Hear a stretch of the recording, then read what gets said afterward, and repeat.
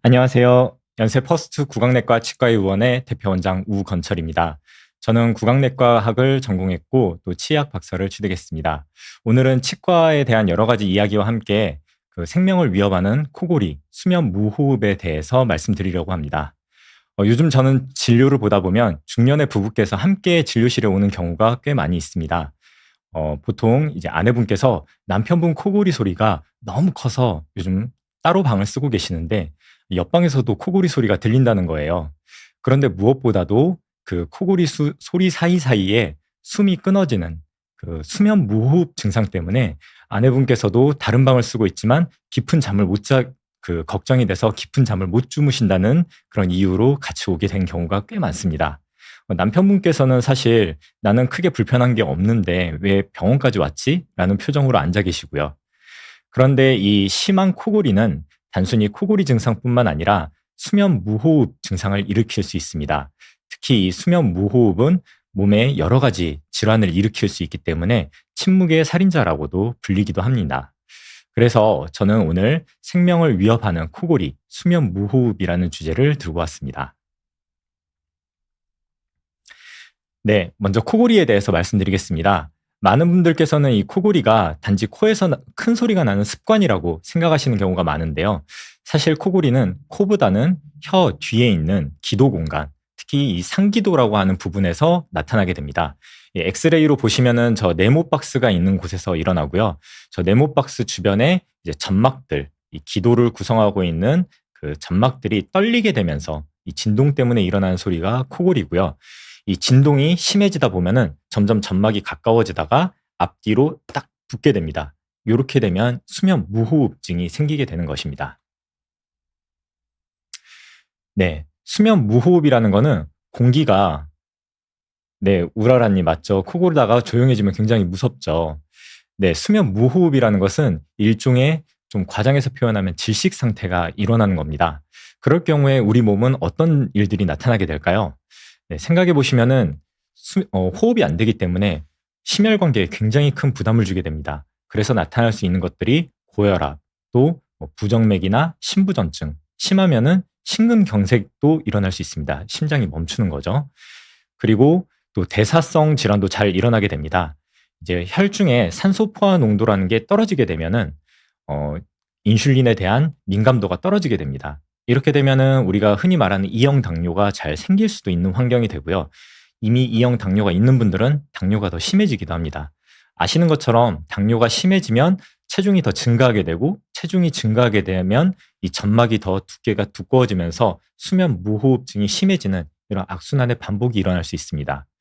또 뇌로 호흡이 공기가 잘 전달 안 된다고 생각해 보시면 기억력장애라든지 장기적으로는 뇌손상이나 치매 같은 일들이 일어날 수 있고요. 또 밤에 잠을 잘 못 자게 되기 때문에 여러 시간 동안 오랜 시간 잠을 잤지만 여전히 피곤한 주간 졸림 증상이 나타날 수 있습니다. 그래서 우리 교차로나 이런 데서 신호대기를 할 때도 꾸벅꾸벅 주시는 분들이 있고요. 이러다 보면 우리 그 기계적 결함이 아닌 운전자의 오작동에 의한 급발진이나 교통사고가 나는 경우도 덜어 생기게 됩니다. 이외에도 이제 호흡기나 간에서 염증 반응이 일어날 수 있어서 뭐 천식이라든지 어르신들의 그 만성 폐쇄성 폐질환이라고 하죠. COPD 증상이 더 증가되기도 하고요. 간에서는 이 산소 포화도가 낮은 혈액들이 자꾸 염증 반응을 일으키다 보면 비알코올성 지방간이 생기기도 합니다.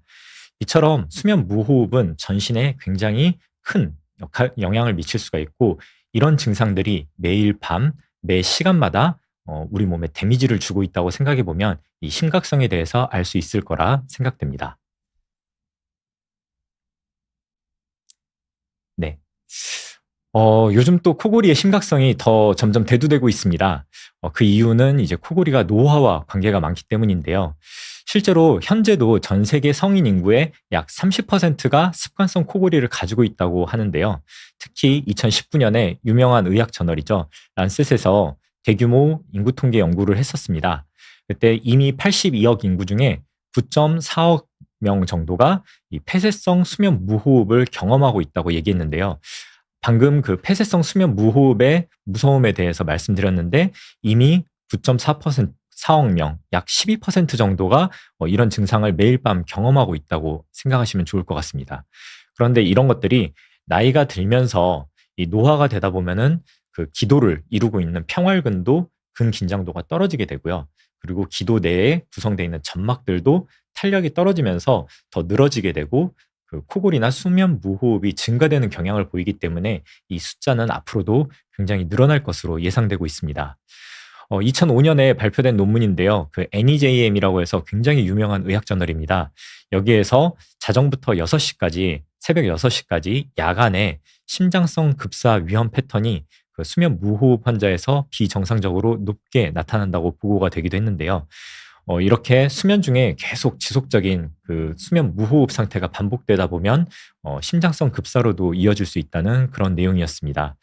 실제로 제 지인분들께서도 60대에 특별한 지병 없이 두 분이 그 수면 중에 돌아가신 적이 있었는데요. 이제 그 사인에 대해서 여쭤봤었을 때 가족분들께서 코골이 이외에는 특별한 질환이 없었다고 말씀을 하신 걸로 당시에는 이제 코골이 수면 무호흡에 의한 어떤 심장성 급사 반응이 아니었나라고 생각을 했던 그런 기억이 납니다. 네, 우라라님, 수면 중에 산소 포화도가 떨어지면 심장에 무리가 간다던데요. 코골이만으로 혈압이나 심장이 나빠질 수 있나요? 네, 남편분이 고혈압, 전단계라 걱정이 된다라고 얘기해 주셨습니다. 네, 실제로 그 아까 말씀드린 것처럼 이제 질식 상태에 가까운 상태가 반복적으로 일어나기 때문에 굉장히 이제 우리 숨을 깊게 참았다가 하고 내쉬는 그런 상황이 매번 반복된다고 생각해 보시면 이 심혈관계에 얼마나 무리가 갈지, 그리고 심장이 더 이제 그런 일이 일어날 때마다 혈압을 일으키는 그런 그 더 강한 맥박을 띠게 되는데 그런 것들로 인해서 고혈압 증상도 나타날 수 있고요. 실제로 뇌에서는 뇌졸중 증상이 나타날 수 있습니다. 뇌혈관 질환 쪽으로도 문제가 될 수 있기 때문에 만약에 이제 고혈압이 있으시면서 수면 무호흡이 많이 있다거나 좀 체중이 많이 나간다면은 이따 이제 자가 체크 방법에 대해서도 말씀드릴 텐데요. 한번 체크를 해보시고 전문가와 상담을 해보시는 게 좋을 것 같습니다. 네, 코골이가 잘 생기는 경우에 대해서 좀 말씀을 드려보겠습니다. 이제 수면 무호흡이나 코골이가 요런 이제 상황에서 잘 생기는데요. 먼저 얼굴 구조가 좀 턱이 작고 또 하악이 안으로 들어가신 분, 아래턱이 안으로 들어가신 분들이 잘 생깁니다. 아까 이제 상기도라는 이 이제 목에서 그 폐로 이어지는 이 상기도 부분이 좁아졌을 때 나타난다고 말씀드렸는데요. 턱이 작고 안으로 들어가신 분들, 흔히 이제 저희가 교정이 필요한 클래스 2 악강관계라고 하는데 이렇게 안으로 턱이 들어가신 분들한테 많이 나타나고요. 특히 양악 수술을 하고 난 이후에 그 양악 수술하신 분들이 턱이 앞으로 나와 있다가 수술 이후에 안으로 들어가게 되면서 이 코골이나 수면 무호흡이 많이 생기게 되는데 그런 얼굴 구조에서 많이 생기고요.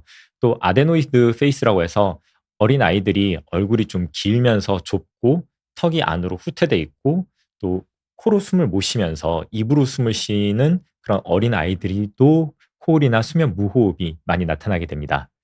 네, 그리고 이제 코막힘이나 구강호흡을 많이 하시는 분들, 이제 코가 막히게 되면 입으로 많이 숨을 쉬게 되죠. 그럼 입이 벌어지면서 더 기도 쪽을 압박하게 됩니다. 그래서 혀나 다른 이제 이 하이오이드 본이라고 하는 이 목불뼈나 이런 것들이 더 안으로 들어가게 되면서 하게 되는 이 기도가 좁아지는 증상이 나타나게 되면서 이제 코골이가 더 나타날 수 있고요. 또 비만, BMI가 25 이상인 비만인 분들, 또 목이 짧고 두꺼우신 분들한테 잘 나타나는데요. 이제 우리 살이라는 게 밖으로도 찌지만 사실 안으로도 찌게 됩니다. 그래서 이 상기도 쪽에 이 안에 그 내경이 살이 찌게 되면 점막이 두꺼워지면서 좁아지게 됩니다. 이러면 또 수면 무호흡이 잘 일어나게 됩니다. 또 생활 속에서도요. 음주나 흡연을 자주 하시는 분들 그 코골이가 심하실 수 있는데요. 음주 같은 경우는 이제 수면 직전에 이제 저녁에 야간에 음주를 많이 하잖아요. 이렇게 되면 이제 기도를 유지하고 있는 이 상기도의 평활근들이 근긴장도가 많이 떨어지게 됩니다. 그래서 점막도 더 늘어지고 또 턱을 들어주고 있는 근육들도 긴장도가 떨어지게 되면은 입도 더 벌어지고 턱도 더 안으로 들어가게 됩니다. 이렇게 되면서 기도가 좁아지면 수면 무호흡이 더 잘 생기게 되고요. 또 음주를 하게 되면 살도 더 찌기가 쉽죠. 저희가 안주도 많이 먹게 되고 하다 보면 살도 찌기 쉬워지기 때문에 또 코골이에 안 좋은 영향이 됩니다. 또 흡연 같은 경우도 굉장히 다양한 화학 물질들이 기도로 넘어가게 되면서 이 점막을 자꾸 자극하게 되기 때문에 점막이 더 붓게 됩니다. 그러면은 이제 상기도의 그 내부가 좁아지게 되면서 코골이가 더 심해질 수 있습니다. 그리고 마지막으로 바로 누워 자기.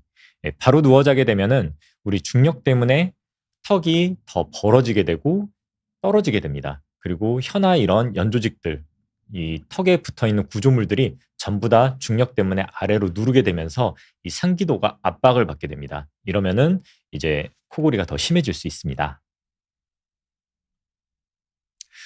네, 이 그림을 보시면은 이제 저희 코에서 공기가 저런 하늘색 선으로 들어가고 있는데 혀 뒤쪽에서 저 상기도 구간에서는 너무 좁아져 있기 때문에 잘 보이지 않고 딱 막혀 있는 그 그림을 확인할 수 있습니다. 저 부분이 좁아지기 때문에 나타나는 것이 코골이 그리고 수면 무호흡이라고 할 수 있겠습니다. 네, 이제 어떻게 확인하는지 진단 과정에 대해서 설명을 드리겠습니다. 정확하게 검진을 하기 위해선 그 의사 선생님의 처방을 받고 수면 다원 검사라는 걸 하게 됩니다.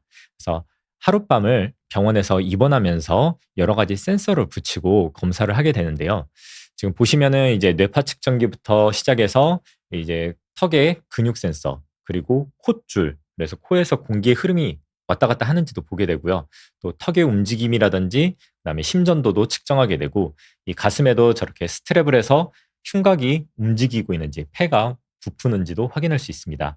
그리고 사지 말단에도 센서를 붙여서 이런 무호흡증이 발생했었을 때 사지에 떨림이 있는 그런 이제 그 사지 움직임 증후군이나 그리고 다른 증상들 여러 가지를 체크할 수 있는 저런 것들이 이제 수면 다원 검사라고 할 수 있겠습니다.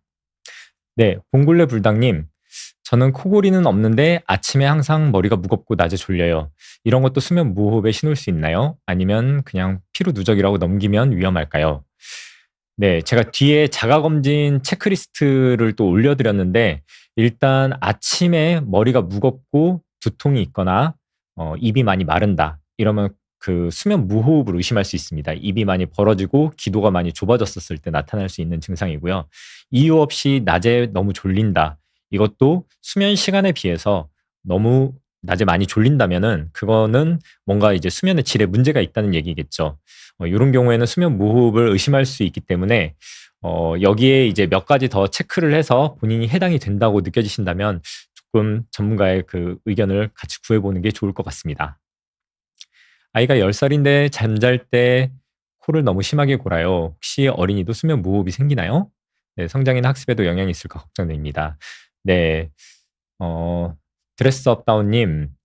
네, 아이가 10살인데 혹시 그 아이가 그 입으로 호흡을 많이 하거나 코로 숨쉬기가 어려운지, 그리고 조금 얼굴이 길면서 턱이 안으로 들어간 그런 아데노이드 페이스가 있는지, 또는 입을 크게 벌렸을 때 입안에 편도가 많이 부어 있는 편인지 확인해서 그런 것들이 확인되면은 수면 무호흡을 동반한 코골이가 생길 가능성이 높습니다. 네. 그리고 이런 경우에는 아무래도 이제 성인에게서도 그 코골이가 있었을 때, 수면 무호흡이 있었을 때 여러 가지 전신에 영향을 주는 것처럼 아이의 키 성장이라든지 학습에도 충분히 영향을 줄 수 있습니다. 그래서 이런 경우에도 또 전문가의 상담을 좀 받아보시는 것을 추천드립니다. 네, 그 자가 체크리스트를 좀 말씀드리겠습니다. 여기에서 이제 세 가지 이상이 확인되면은 좀 전문가의 의견을 구해보시는 게 좋습니다. 먼저 밤에 숨이 컥컥 막히는 느낌을 느낀다. 그리고 아침에 두통이나 입마름이나 피로를 자주 느낀다. 또 낮에 졸림이나 집중력 저하를 많이 느낀다. 특히 운전할 때, 우리가 운전이라는 상황은 사실 굉장히 다이나믹하고 긴장되는 상황이죠. 근데 그런 운전을 하는 도중에도 졸린다는 거는 굉장히 극심한 피로감을 느낀다는 겁니다. 그렇기 때문에 운전할 때 졸린다라고 하면은 주간 졸림에 대해서 상당히 있다고 보셔야 되고요. 또 주변에서 코골이가 심하다고 들었다. 네, 혈당, 혈압, 그리고 그 체중 관리에 어려움을 느낀다. 내가 충분히 식이 조절을 하고 운동도 열심히 하는데도 불구하고 저런 것들이 쉽게 조절이 안 된다고 한다면 이거는 전신적으로 뭔가 영향을 받고 있다는 얘기고, 그런 것들이 아까 말씀드린 것처럼 체내의 혈중산소 포화도가 자주 낮아지다 보면 저런 문제들을 일으킬 수 있기 때문에 좀 내가 관리를 충분히 하는 것 같은데 조절이 안 된다라고 하면은 체크리스트에 들어오게 됩니다. 또 턱이 뒤로 들어간 안무, 턱이 작고 안으로 들어가거나 또 굵은 목둘레, 또 짧은 목 길이를 가지신 분들, 그리고 바로 누웠을 때, 누워 보셨을 때 그 입에 힘을 풀고 이렇게 좀 편하게 누웠을 때 하고 좀 숨이 막히는 느낌이 악화되는 게 느껴진다. 좀 그게 심한 것 같다라고 하면은 체크를 해주시는 게 좋을 것 같습니다. 이렇게 체크를 했었을 때 3개 이상에서는 좀 전문가와 상담해 보시는 것을 추천드립니다. 네, 그리고 간단하게 거울을 보고 체크를 해볼 수 있는 것도 있는데요. 이제 말람파티 스코어라고 해서 이비인후과에서 수술을 할 때 많이 쓰는 스코어고요. 입을 크게 벌리고 거울을 보신 상태에서 입을 크게 벌리고 혀를 내밀어 봤을 때 이 목구멍이 보이지 않는 클래스 3나 4에서는 수면 무호흡증을 의심할 수 있기 때문에 또 전문가와 상의해 보시는 것을 추천드립니다. 네, 해결 방법에 대해서도 말씀드리겠습니다. 먼저 가장 중요한 것이 생활 속 관리입니다. 그 옆으로 누워 자기가 처음으로 나왔는데요. 이제 바로 자게 되면은 여기 써드린 것처럼 중력의 힘 때문에 입이 벌어지고 턱과 혀가 기도를 압박하게 됩니다. 이렇게 되면 코골이가 심해질 수밖에 없고요. 이거를 옆으로만 누워도 이제 기도 압박이 훨씬 완화될 수 있습니다. 거기에서 턱까지 살짝 다물어주고 주무실 수 있다면 기도가 훨씬 더 확보되는 상태에서 수면을 할 수 있습니다. 이래서 이제 나왔던 것이 그 테니스 공을 벨트 같은 걸로 묶어가지고 등에다 놔둬서 불편하게 만들어서 옆으로 잠을 자게 하는 그런 제품도 나와 있더라고요. 그런 것들을 활용할 수도 있습니다. 그리고 요즘 또 베개에서도 그런 것들 있죠. 수면 무호흡이 감지가 되면 이제 베개가 공기를 이용해서 고개를 돌려줌으로써 중력을 이제 벗어날 수 있게, 그래서 기도를 확보할 수 있게 하는 그런 제품들도 요런 옆으로 자기에서 나온 제품이라고 할 수 있겠습니다. 네, 그리고 두 번째는 취침 전 음주 피하기. 음주는 근긴장도를 떨어뜨리게 됩니다. 그러면 턱도 떨어지고 기도를 유지하는 평활근도 늘어지게 되면서 더 수면 무호흡을 악화시킬 수 있습니다. 그래서 취침 전에는 음주를 피하는 것을 추천드리고요. 또 과식 피하기. 과식을 하게 되면은 이제 배에서 복압이 증가되게 됩니다. 그럼 이 횡격막이 내려오는 과정을 방해하게 되고요. 또 그렇게 됐었을 때는 이제 공기를 당기는 문제의 호흡에 문제가 생기면서 상기도가 더 힘이 없어지면서 붕괴되는, 그래서 상기도 협착이 폐쇄성 수면 무호흡이 더 잘 생기는 그런 환경이 발생될 수 있습니다. 그리고 이런 과식이나 위에 말씀드린 취침 전 음주는 체중 증가를 또 유발시킬 수 있죠. 체중이 증가되면 이제 그 기도 안쪽으로 점막이 더 두꺼워지면서 내부가 좁아지게 되며 수면 무호흡이 더 증가되는 경향을 보입니다. 네, 맞습니다. 그 오리지널 시그널님, 네, 술 먹고 자면 코를 더 곤다고 하죠. 저도 사실 코골이가 그렇게 심하진 않는데 수면 전에 음주를 하게 되면 확실히 코골이가 더 증가되는 것을 좀 느끼고 있습니다. 네, 그리고 환자분들께 항상 말씀드리는 것은 사실 체중 관리입니다. 이 체중 관리는 제가 생각하는 가장 최고의 그리고 최선의 그 치료 방법이라고 말씀을 드리고 있고요. 살이 빠지면 우리 외부로도 줄지만 안쪽의 기도도 넓어집니다. 그래서 어떤 장치나 뭔가 이런 특별한 것을 하지 않고도 내부 기도가 넓어지면서 치료 효과가 좀 극대화되는 경향이 있고요. 특히 저는 유산소 운동을 많이 추천드리는데요. 30분 이상의 헉헉거리는 운동을 하게 되면 우리 상기도의 탄력도 더 강화되고요. 폐기능도 강화되면서 체중도 줄기 때문에 굉장히 코골이나 수면 무호흡에 도움이 됩니다. 그래서 저는 러닝을 굉장히 강추합니다. 실제로 저도 러닝을 좋아해서 일주일에 두세 번은 꼭 뛰려고 노력하는데요. 환자분들께 이제 하루에 30분 이상 그 충분히 좀 그 심박수가 한 150에서 왔다 갔다 할 수 있을 정도로 두세 번의 운동을 해주시면 코골이가 정말 좋아질 겁니다. 라고 말씀을 드리면서 그 다음으로 저희가 할 수 있는 여러 가지 치료법들에 대해서 말씀드립니다. 그래서 생활 속 관리 중에서 또 제일 중요한 것이 체중 관리라고 할 수 있겠습니다. 네, 그러면은 병원에 오시게 되면은 어떤 치료를 해드릴까요? 먼저 첫 번째로는 양압기 치료입니다. 이 양압기라는 것은 말 그대로 양압, 파시티브 프레셔를 밖에서 가해주는 장비입니다. 그래서 가장 확실하게 공기를 폐 안으로 넣어주는 방법이고요. 미국 수면학회에서도 최우선으로 권장하는 방법입니다. 그래서 어떤 이제 폐쇄성 수면 무호흡증이 그 중등도 또는 고도로 나타나게 된다라고 하면은 저런 양압기를 써서 공기를 직접 넣어주는 게 가장 확실한 방법이라고 할 수 있겠고요. 근데 이 양압기라는 게 사실 지금 AI로 제가 만들어 온 그림인데요. 보시면 실제로도 저렇게 수면 중에 산소 마스크 같은 거를 차고 옆에 그 양압을 넣어주는 약간 가습기처럼 생긴 본체를 두고 수면을 하게 됩니다.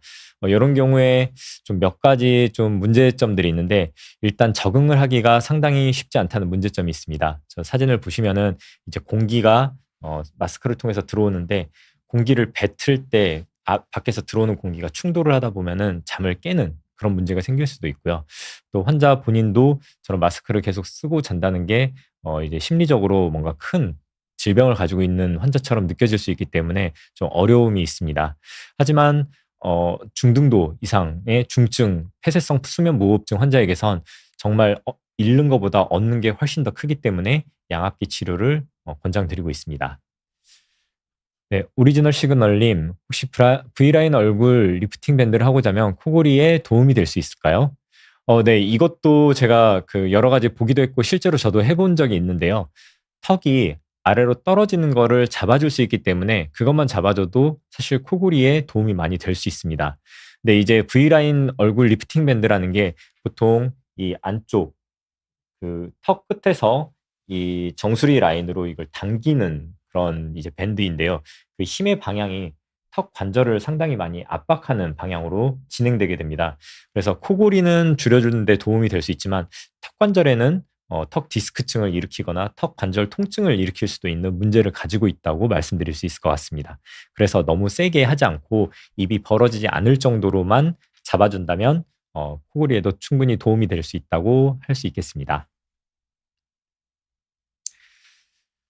네. 그래서 이제 양압기는 그 적응에 어려움이 좀 있을 수 있다. 적응률이 이제 논문에 따라서는 50% 정도는 실패한다라고 말씀하시는 논문도 있는데 최근에는 이 양압기가 좀 더 정교해지면서 한 80%까지는 또 적응을 시킬 수 있다. 사용자의 의지가 굉장히 중요하다. 이렇게 말씀드릴 수 있는 장비가 양압기라고 할 수 있겠습니다.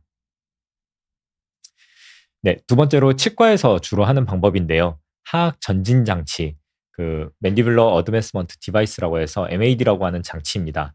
먼저 보시면은 지금 제가 이제 만들어 온 이것도 그림인데요. 위에 상하악에 위턱과 아래턱에 장치를 넣어서 턱을 앞으로 빼는 장치입니다. 이렇게 턱을 앞으로 빼게 되면 우리 양악 수술을 했을 때 턱이 안으로 들어가게 되면 코골이나 수면 무호흡증이 심해질 수 있다고 말씀드렸죠.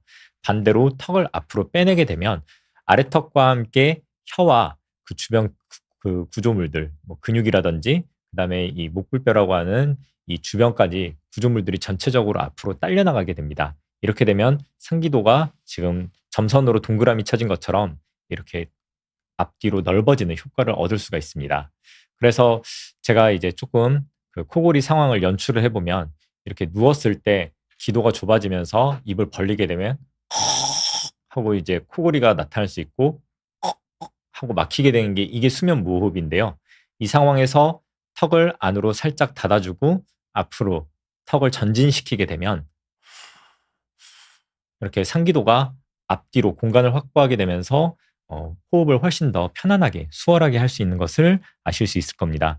그래서 옆으로 누워 자기와 더불어 이렇게 아래턱을 앞으로 내밀 수 있는 이런 장치는 기도 확보에 도움이 될 수 있습니다.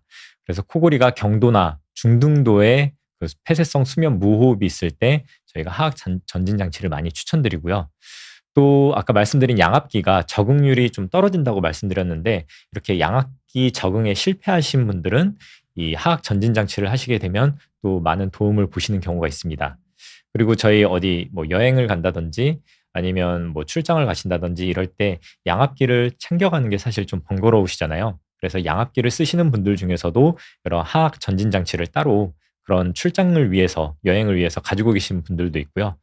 또 마지막으로 양압기 쓰시는 분들 중에 이제 기도가 너무 많이 좁아지신 분들은 양압을 굉장히 세게 가해야 되는 경우가 있습니다. 근데 이 압이 이렇게 세게 들어오다 보면 그 호흡을 뱉을 때 밖에서 들어오는 압이 너무 세서 충돌을 하게 되고 또 수면에서 더 깨는 증상이 나타날 수 있는데 이렇게 하악 전진 장치를 병행해서 양압기를 사용하게 되면은 그 양압 수치도 좀 더 줄일 수가 있습니다. 그래서 좀 더 낮은 수치로 압을 가해도 공기가 폐까지 도달하게 되고요. 그래서 이 중증의 폐쇄성 수면 무호흡증으로 진단되신 분들도 이런 하악 전진 장치를 같이 쓰면서 양압기를 사용하시면 훨씬 더 편안하게 양압기에 적응할 수 있다고 말씀드릴 수 있겠습니다. 네. 그리고 마지막으로 그 코골이 수술이죠.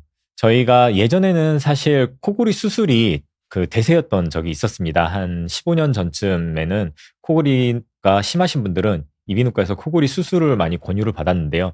그럴 때 했던 수술이 지금 그림으로 보여드리는 UP3라는 수술입니다.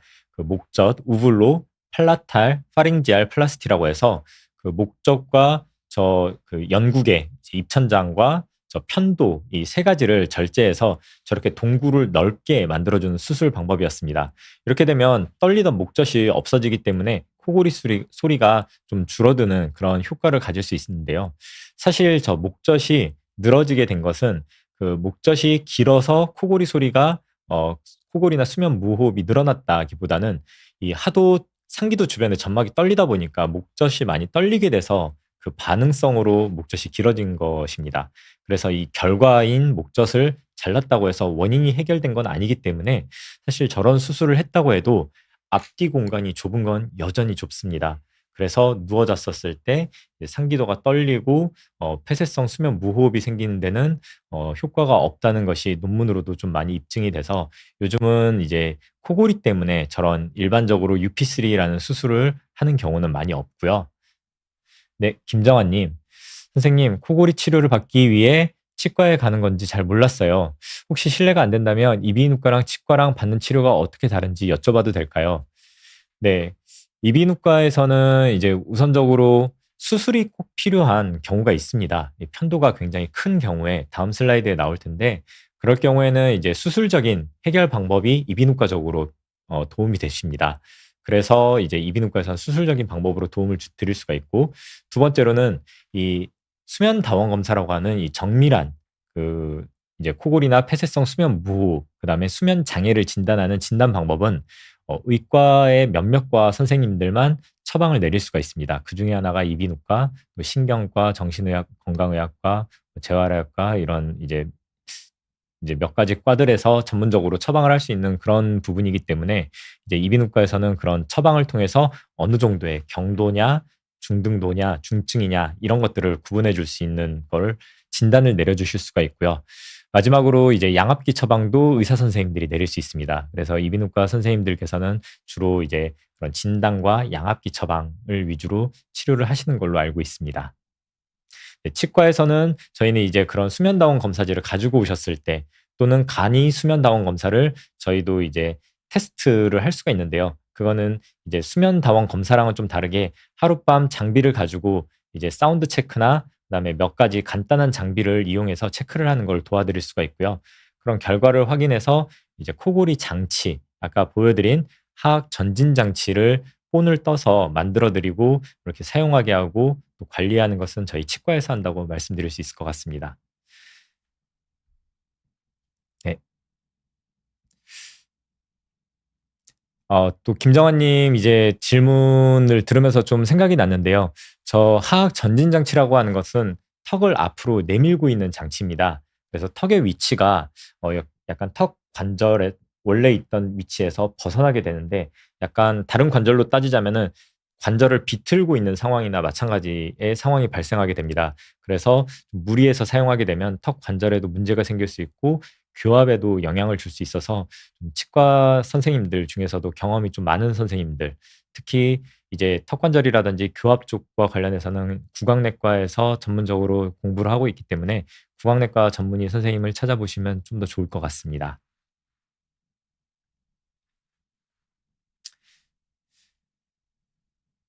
네. 드레스업 다운님, 여자친구가 몸 컨디션이 안 좋아지면 편도가 잘 부어서 고생하는데요.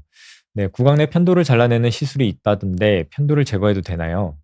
여자친구가 계속 아파하는데 편도를 떼버리면 좀 무섭다고 하더라고요. 네. 사실 저도 이제 편도를 제거하는 이비인후과 선생님이 아니시기 때문에 제가 말씀드리는 부분에서는 좀 제한적인 부분이 있을 텐데요. 이 편도가 이제 실질적으로 우리 몸의 면역 체계나 이제 몇 가지 기능을 한다고는 하지만 사실 가지고 있었을 때 얻을 수 있는 이익보다는 좀 이제 더 잃는 것이 많다고 저는 알고 있습니다. 그래서 편도가 너무 많이 부어서 고생을 하거나 이런 것들 때문에 이제 목소리도 안 나고 그 침을 삼킬 때 굉장히 불편해하는 증상이 자주 반복된다면 편도를 제거하시는 게 좀 더 도움이 되실 것 같습니다. 그리고 이제 편도가 큰 경우에는 그 기도도 전후방으로 굉장히 압박을 할 수 있습니다. 그래서 이제 코로 숨쉬기도 어려워지고 또 입으로 숨을 쉬게 되면 또 편도가 더 스치기 때문에 편도가 더 붓는 증상이 악순환이 반복될 수 있는데, 그리고 이런 상황에서는 수면 무호흡도 생길 수 있기 때문에 사실 반복적으로 이렇게 편도가 잘 붓는다면 좀 제거를 하는 것을 저도 추천드리고 있습니다.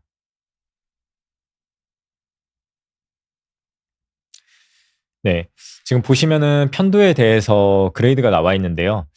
저렇게 이제 보이지 않으면 0, 그다음에 양쪽에서 편도가 부어 있는데 그 목 구멍으로 들어가는 가로 거리에서 한 25% 안쪽, 4분의 1 안쪽으로 합쳐서 4분의 1이 안 된다면 이제 1등급, 1단계, 그다음에 한 25에서 50% 안쪽이라면 2단계, 그리고 둘의 합이 50%를 넘어가서 한 75% 수준이면 3단계, 그리고 거의 이제 75% 이상 다 닫을 정도로 편도가 커져 있으면 4단계라고 구분이 되고요. 저기에서 3단계, 4단계 정도가 되면 이제 폐쇄성 수면 무호흡을 일으킬 수 있는 수준의 편도의 그 크기이기 때문에 제거하는 것을 추천드리고 있습니다. 네, 제가 준비한 코골이, 수면 무호흡과 관련된 슬라이드는 이제 여기까지고요. 한 장으로 요약하자면은 코골이는 어떤 이제 단순히 코에서 나는 큰 소리가 나는 습관이라기보다는 어떤 폐쇄성 수면 무호흡이라는 질환을 일으킬 수 있는 그 질환의 그 신호라고 확인하시는 것이 좋을 것 같습니다. 그래서 코골이가 크신 분들이 항상 폐쇄성 수면 무호흡이 일어나는 건 아닙니다. 기도가 넓으신 분들은 점막이 떨려서 소리가 나더라도 기도가 그 붕괴되지 않고 잘 유지가 될 수 있다면 협착이 되지 않기 때문에 무호흡까지 가지 않는 경우도 있는데요. 하지만 많은 경우에서는 점막의 떨림이 심하신 분들은 폐쇄성 수면 무호흡과 직접적인 관계가 있습니다. 그리고 이런 폐쇄성 수면 무호흡은 심혈관, 그리고 뭐 뇌질환, 그 치매도 이뤄질 수 있고, 또 대사성 질환, 당뇨를 일으키거나 당 증상을 뭐 당뇨가 있으신 분들은 당뇨 증상을 더 심화시킬 수도 있으면서 또 주간 졸림이나 이런 여러 가지 몸에 그 안 좋은 것들을 일으킬 수 있기 때문에 저희들은 이제 침묵의 살인자라고도, 고혈압과 더불어서 침묵의 살인자라고도 표현하는 경우가 많이 있습니다. 그래서 이런 코골이에 대해서는 이제 정확한 검사가 이루어지고 거기에 맞게 이제 생활 습관 조절을 베이스로 깔고서 맞춤형으로 그 코골이 장치라든지 이제 양압기라든지 아니면 필요에 따라서는 편도를 제거하는 수술을 동반하는 그런 치료를 통해서 삶의 질을 올릴 수 있다고 말씀드릴 수 있을 것 같습니다. 네.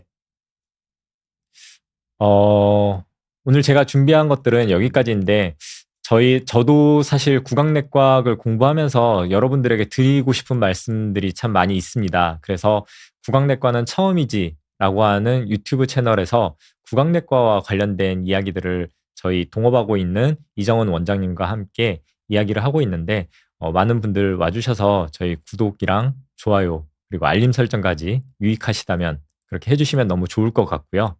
그리고 저희 병원 같은 경우는 이제 강남역에 있는 연세퍼스트 구강내과 치과라고 하는데요.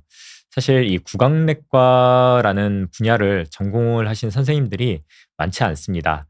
치과 의사가 한 4만여 명 정도가 계시는데, 그중에서 구강내과학을 전공하신 분들은 한 300여 명 정도밖에 안 되세요. 그래서 대부분은 대학병원의 교수님으로 남아 계시는 경우가 많고, 그리고 선배님들 중에서는 이제 로컬에 나오셔도 일반 진료 위주로 진료를 보시는 경우가 많은데, 최근 들어서는 구강내과를 전문적으로 보는 치과들이 많이 생기고 있습니다. 그중에서도 저희는 이제 좀 더 구강내과를 많이 알리자, 그리고 강남역 쪽에 충분히 이제 한 개쯤은 있어야 되지 않을까라고 해서 후배랑 의기투합을 해서 저희가 공동개업의 형태로 개원을 하게 됐는데요.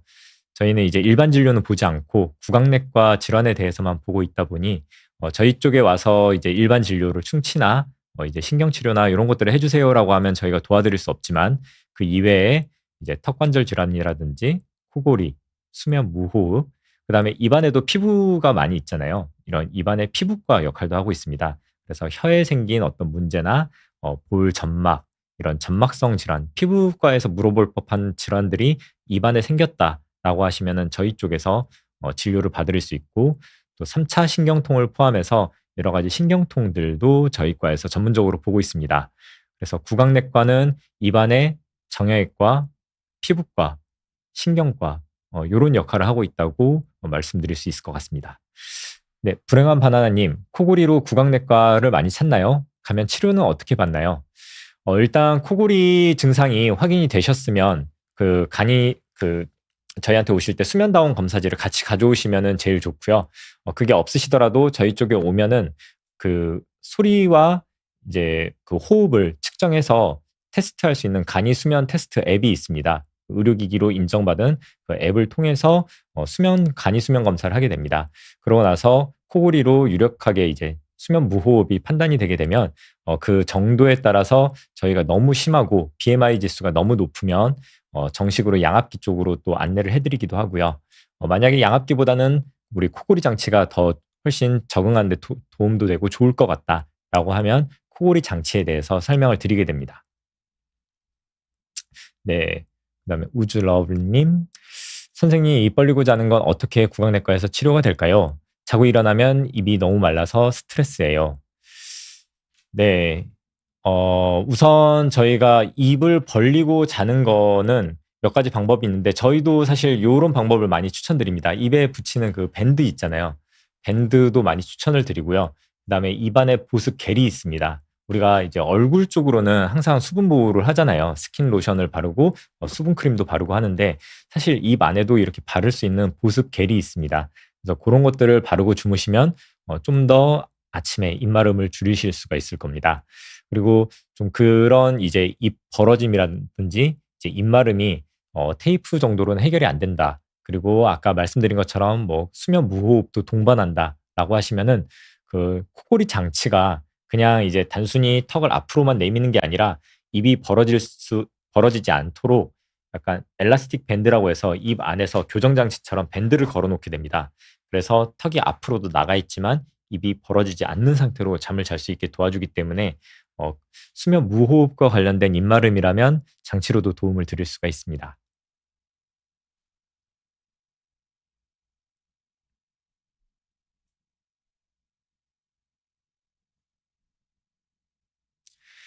네. 오늘은 이제 생활 속에서 그 생명의 위협을 줄 수도 있는 코골이, 수면 무호흡에 대해서 알아보았습니다. 이런 이제 단순히 코골이라고 생각하셨던 마지막으로 질문 하나 더 들어온 것까지 받고 마무리하도록 하겠습니다. 아야아야네님, 원장님 안녕하세요. 저는 교정을 한 후로 교정 때문에인지 턱에서 딱딱 소리가 자주 납니다. 턱 소리도 치료할 수 있나요? 네. 이 교정 이후에 턱에서 소리가 나는 경우가 꽤 많이 있습니다. 저희 치과를 그것 때문에 오시는 경우가 많습니다. 이럴 때는 이제 턱을 검사하는 측도학장의 분석 검사라는 걸 통해서 턱의 디스크 위치가 어느 정도 어긋나 있는지를 확인할 수 있고요. 그게 이제 적응을 할 수 있는 수준이다라고 하면은 이제 턱 관절에 압력을 줄일 수 있는 교합 안정 장치나 아니면 하악 그 전방 위치 장치라고 해서 아래턱을 그 앞으로 내밀었었을 때 턱에서 소리가 나는 것을 사라지게 하는 위치가 있는데요. 그 위치로 잠을 잘 때 위치시키고 잠을 잘 수 있게 하는 장치를 사용하고 나면 아침에 일어났을 때는 턱에서 소리가 나는 게 없어지는 걸 확인하실 수가 있고, 그런 상황을 여러 번 반복해 주면서 디스크가 좀 잘 적응할 수 있게 만들어 주면 턱에서 소리가 나는 것도 많이 줄일 수가 있습니다. 그래서 턱에서 소리 나는 증상은 인구의 3분의 1이 경험할 정도로 굉장히 흔한 증상인데요.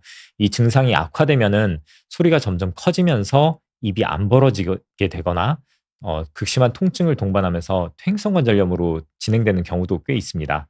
그래서 만약 반복적으로 소리가 나거나 소리가 점점 커지는 것 같거나 한 번씩 걸려서 입이 안 벌어지는 것 같다라고 하시면 전문가의 상담을 받아보시는 것을 추천드립니다. 네, 우주나무님님, 좋은 방송 감사합니다. 저희 아이는 5살입니다. 혹시 이렇게 어린아이 이갈이도 치료할 수 있는 방법이 있을까요?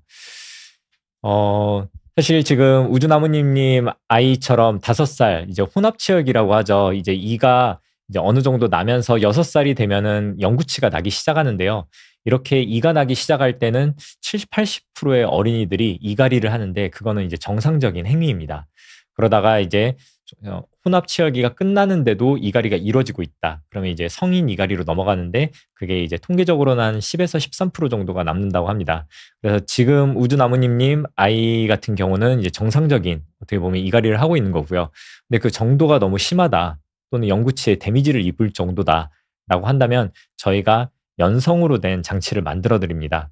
그 장치 같은 경우는 이제 이를 갈더라도 그 중간에서 이제 고무로 된 연성 장치고요. 치아가 직접적인 손상을 일으키지 않게 그리고 그 두께만큼은 관절이 좀 데미지를 덜 입을 수 있도록 만들어 드리고요.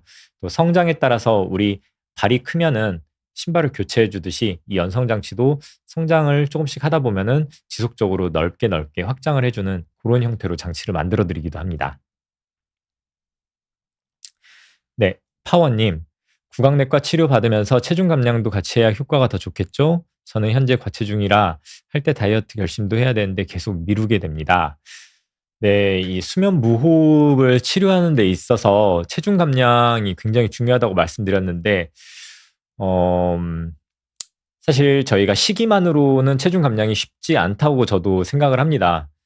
그러기 때문에 저희가 이제 규칙적인 식사를 하면서 규칙적인 식사를 하시면 오히려 간식 섭취량을 좀 줄이게 됩니다. 그래서 규칙적인 식사를 어느 정도 충분한 양을 하시게 되면 간식에 대해서 그 먹지 않았을 때 그 괴로움도 좀 덜하실 거고요. 거기에 더불어서 이제 유산소 운동을 꼭 해 주시는 것을 추천드립니다. 빠르지 않아도 됩니다. 내가 이제 요즘은 이제 스마트워치가 많이 있으시잖아요. 심박수로 봤었을 때 한 140 정도에서 150 정도를 왔다 갔다 할 수 있을 정도면 내 몸에서는 충분히 칼로리를 태우는 상황을 만들어낸 거기 때문에 고렇게 한 30분 정도 유지해 줄 수 있는 움직임을 가지실 수 있다면 너무 먹는 거에 대해서 식이 조절에 대한 스트레스 없이 좀 없이라고까지는 할 수 없겠지만 좀 줄이면서 체중을 조절할 수 있을 거라 좀 조언을 드리고 싶습니다. 건포도 땅콩님, 원장님 귀한 방송 감사합니다. 구강장치랑 양압기랑 비교해 주시면 감사하겠습니다. 양압기는 아버지가 도저히 못하겠다고 하시는데 수면 무호흡이 정말 심하십니다. 네, 이 양압기가 아까도 말씀드렸는데 죄송합니다. 그 적응률이 논문에서는 한 50%까지 떨어진다는 보고도 있습니다. 이 양압기의 그 어려운 점은 그 산소 마스크를 쓰고 있는 행위 자체가 굉장히 그 착용자에게 부담을 많이 주고 있고요. 또 옆에서 이제 푸슉푸슉 이런 소리도 나는데 그 소리도 굉장히 수면 중에 거슬리게 되고 또 입도 많이 마르게 하고 그리고 무엇보다도 이제 양압으로 공기가 들어올 때 내가 숨을 뱉다 보면 충돌을 하면서 잠을 깨는 경우가 많이 생깁니다. 그래서 굉장히 좀 적응이 어려우신 분들이 많은데요. 그럼에도 불구하고 수면 무호흡이 중증이시다라고 하면은 양압기를 사용하시는 것을 사실은 권장드립니다. 네, 이제 양압기를 사용하시는데 그 어려운 부분들을 또 많이 해결할 수 있는 부분 중에 하나가 이제 구강 장치라고 할 수 있겠습니다. 구강 장치는 이제 단독으로도 사용이 가능하고 양압기랑도 함께 사용이 가능한데요. 단독으로도 많이 줄일 수 있다면은 일단은 양압기에 적응에 실패하신 분이기 때문에 구강 장치를 단독으로 먼저 사용을 해 보시고요. 단독으로 구강 장치를 사용했을 때 아래턱을 앞으로 내밀고 잠을 자게 되는데 이때 기도 확보가 되면서 무호흡 지수가 많이 떨어질 수 있다면 단독으로 구강 장치만 사용해도 괜찮으시고요. 만약 단독으로 장치를 사용했었을 때 무호흡 지수가 생각보다 많이 떨어지지 않는다라고 하시면 그때 양압기를 같이 병행하시면 양압을 훨씬 줄인 상태에서 그 양압기를 사용하실 수 있기 때문에 그 수면에 그 방해가 훨씬 덜 되게 됩니다. 그래서 좀 더 편안하게 양압기에 적응을 하실 수도 있습니다. 그래서 일단 양압기를 사용하시지 못하겠다라고 하셨다면 구강장치 사용을 해 보시면서 이야기를 나눠 보시는 것이 좋을 것 같습니다. 코 막힐 때 코에 뿌리는 그 스프레이 계속 써도 문제 없나요? 사실 이 질문은 이비인후과 전문의 선생님께서 말씀을 해 주시는 게 좋을 것 같은데요.